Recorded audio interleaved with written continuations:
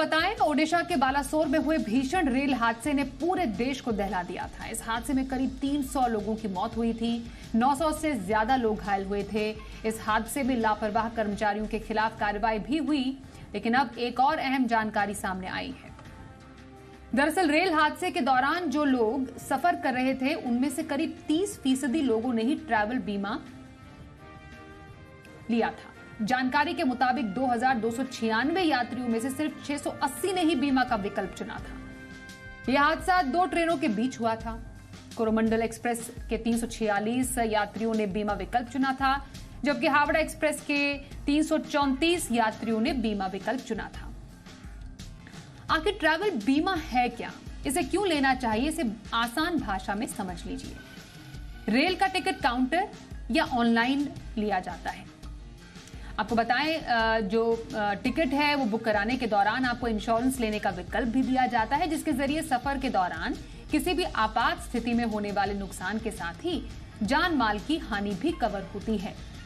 IRCTC train से सफर करने वाले यात्रियों को महज 35 पैसे के प्रीमियम पर 10 लाख रुपए तक का बीमा कवर देती है।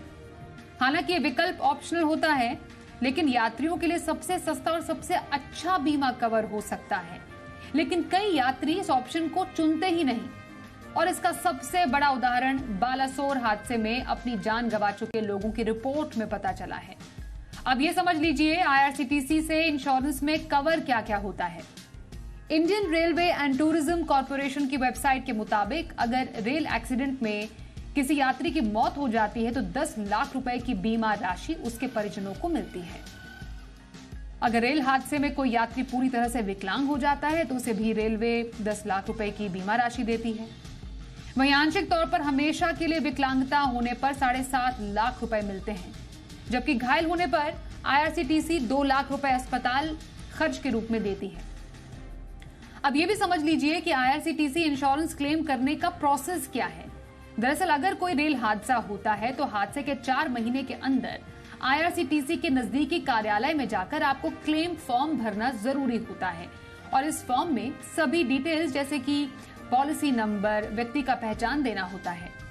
क्लेम फॉर्म भरने के 15 दिनों के अंदर रेलवे क्लेम की राशि भेज देती है। अब सवाल यह है कि जब सिर्फ 35 पैसे में रेलवे इंश्योरेंस मुहैया कराती है तो इसे ऑप्शनल क्यों रखा जाता है, इसे अनिवार्य क्यों ना किया जाए। रेलवे को चाहिए कि हर टिकट के साथ साथ बीमा को अनिवार्य करे, ताकि दुर्घटना में हताहत हुए या फिर मृत व्यक्ति के परिवार को कुछ आर्थिक मदद मिल सके।